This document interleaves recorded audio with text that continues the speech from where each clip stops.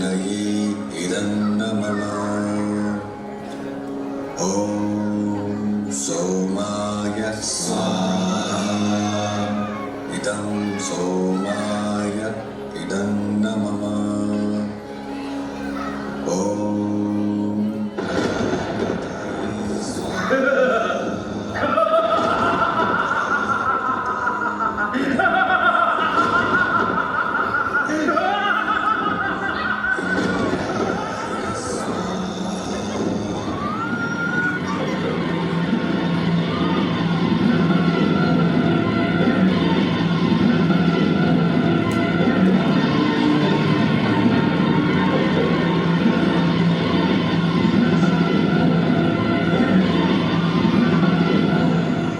मूर्ख बालक, कब तक इनको बचाएगा?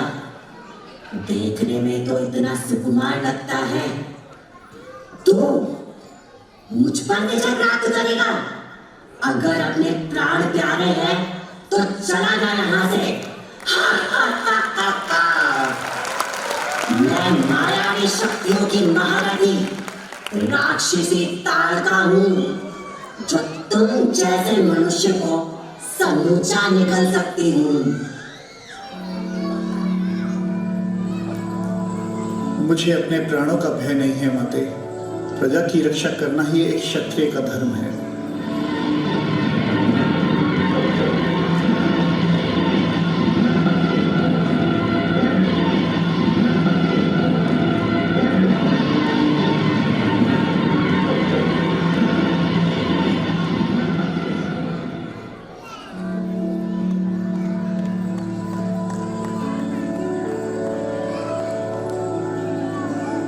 मुझे क्षमा करें माते, मैं आपका वध नहीं करना चाहता था, परंतु सृष्टि और धर्म की रक्षा के लिए ऐसा करना आवश्यक था। प्रभु, मुझसे क्षमा ना मांगे। आपने तो इस आसुरी जीवन से मुझे मुक्त करके मेरा उद्धार किया है।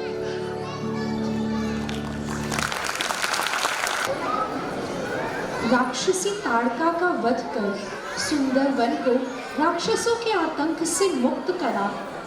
राम और लक्ष्मण हमारे दशरथ नंदन गुरु विश्वामित्र के साथ शिव धनुष के दर्शन करने हेतु जनकपुरी की ओर जंगल में बढ़ने लगे।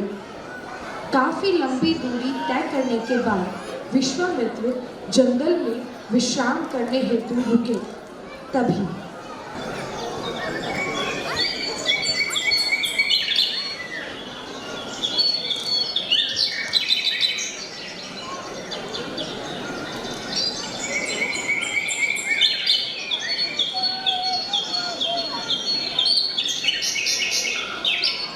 गुरुदेव, आपकी आज्ञा हो तो क्या मैं एक प्रश्न कर सकता हूँ? अवश्य पुत्र। गुरुदेव, न जाने क्यों मुझे इस स्थान से पीड़ा का अनुभव हो रहा है। ऐसा महसूस हो रहा है जैसे कोई यहाँ बहुत पीड़ा में मेरी प्रतीक्षा कर रहा है। राम, तुम्हारे हृदय की भावनाएं कभी व्यर्थ हो ही नहीं सकती। अगर तुम्हें ऐसा आभास हो रहा है तो अवश्य ही कोई कारण होगा। जाओ वत्स, इस स्थान का भ्रमण करो।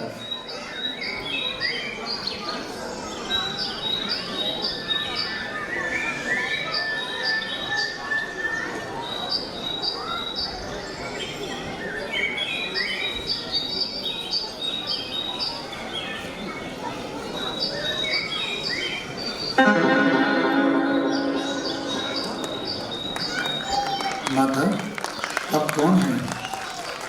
प्रभु, मैं ऋषि गौतम की पत्नी अहिल्या हूँ। इंद्रदेव के कुकृत्य के कारण मेरे स्वामी ने मुझे श्रापित किया था, जिसके कारण मैं शिला बन गई थी। आपकी कृपा से मैं आश्राप से मुक्त हो गई हूँ। आपको कोटि कोटि नमन प्रभु।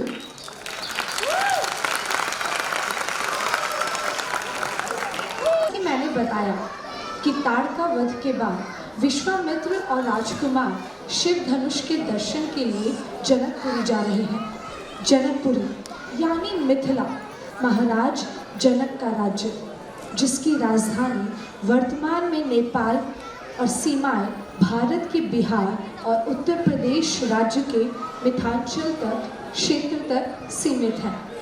मिथिला अपने आप में कितना विशेष और सफल राज्य था, इसका अनुमान बस इस बात से लगाइए कि स्वयं महादेव का धनुष पिनाक परशुराम जी ने राजा जनक के पूर्वज देवव्रत को सौंप दिया था।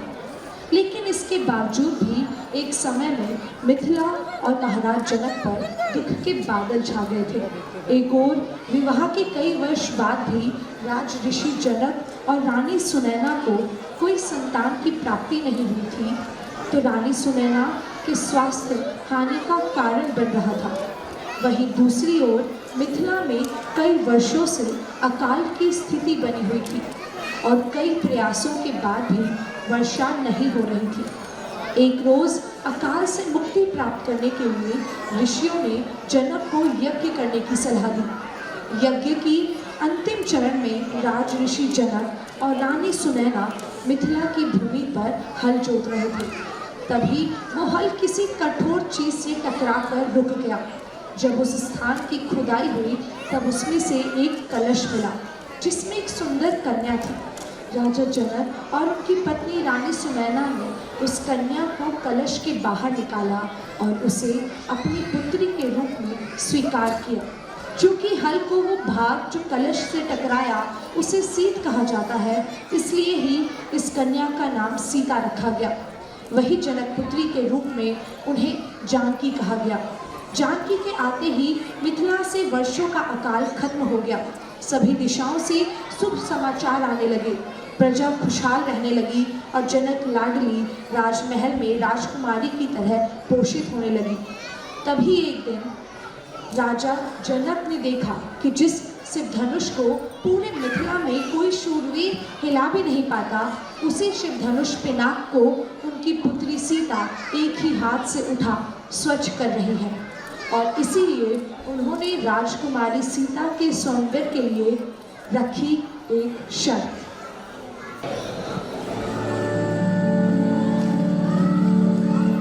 हम समस्त गुरुजन देश विदेश से आए सभी राजाओं और राजकुमारों का स्वागत करते हैं। हमारे निमंत्रण का मान रखकर आप सब मिथिला पधारे। आप सबका अभिनंदन। सभी ध्यान से सुने। राजकुमारी सीता के विवाह की एक ही शर्त है, जो भी शूरवीर इस शिव धनुष को उठाकर प्रत्यंचा चढ़ाने में सक्षम होगा वही राजकुमारी सीता का वर होगा। अब आप सभी अपने अपने शौर्य का प्रदर्शन करें।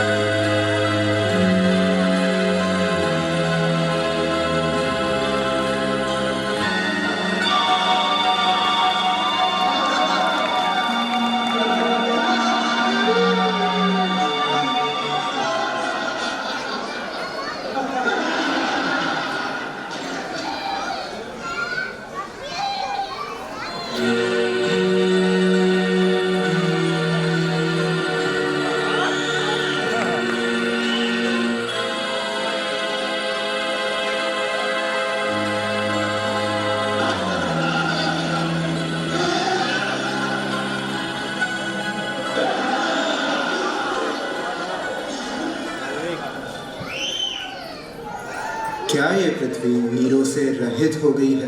क्या इस पृथ्वी पर मेरी कन्या योग्य कोई वर नहीं?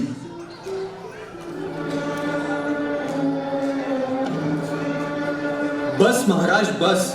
इतनी लज्जा भरी बात कहने से पूर्व आपको ये भी ध्यान ना रहा कि इस सभा में सूर्यवंशी रघुकुल नंदन श्री राम भी विराजे हैं। आप रघुकुल नंदन श्री राम के समक्ष वीरता की चुनौती दे रहे हैं। मुझे मेरे भैया के चरणों की सौगंध, यदि मुझे गुरुदेव और भैया आज्ञा दे तो ये पुराना धनुष क्या, मैं इस समूचे ब्रह्मांड को गेंद की तरह उठाकर पटक दूं। शांत अनुज लक्ष्मण। मुझे क्षमा करें भैया, मुझसे आपका अपमान सहा नहीं गया। आप मुझे आज्ञा दे तो मैं राजा जनक के अपमानजनक शब्दों का उत्तर दे सकूं। शांत वत्स, शांत। राम पुत्र, आगे बढ़ो और धनुष की प्रत्यंचा चढ़ाकर राजा जनक को शोक मुक्त करो।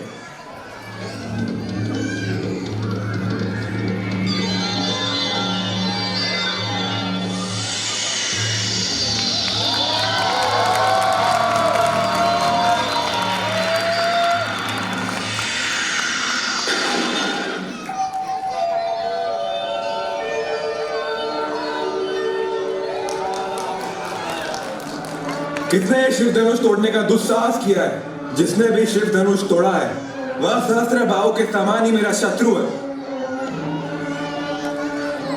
हे गोसाई, बचपन में हमने खेल खेल में ऐसे बहुत से धनुष तोड़ डाले, किंतु आपने ऐसा क्रोध कभी नहीं किया, तो इस धनुष पर इतनी ममता किस कारण? अरे राजपुत्र, काल के वश में होने के कारण तुझे बोलने का कुछ भी होश नहीं। सारे संसार में विख्यात मेरे आराध्य महादेव का यह धनुष क्या तुझे सामान्य जान पड़ता है? धनुष इतना कमजोर था कि छूते ही टूट गया। इसमें मेरे भैया का क्या दोष? मुझसे विवाद करते हो? मैं तुझे बालक जानकर नहीं मार रहा हूं। अरे दुष्ट, तूने मेरा स्वभाव नहीं सुना है क्या? क्षमा करें ऋषिवर, बालक पर कृपा कीजिए। आप तो समदर्शी, सुशील, धीर और ज्ञानी मुनि हैं। हे मुनिराज, क्रोध छोड़िए। आपके हाथ में कुठार है और मेरा यह मस्तक आगे है। जिस प्रकार आपका क्रोध शांत हो जाए, हे स्वामी, वही कीजिए। हे रघुकुल रूपी सूर्य, राक्षसों के काल, आपकी जय हो। हे देवता, ब्राह्मण और गौ का हित करने वाले, आपकी जय हो। हे कृपालु, मद, मोह, क्रोध और भ्रम को हरने वाले, आपकी जय हो।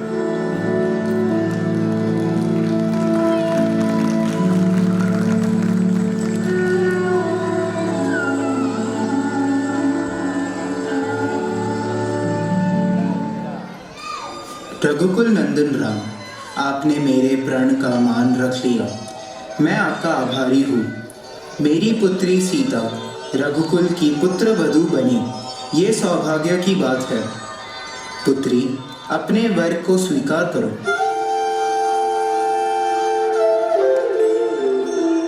मिथिला का कण कण खिला जमाए राजा राम।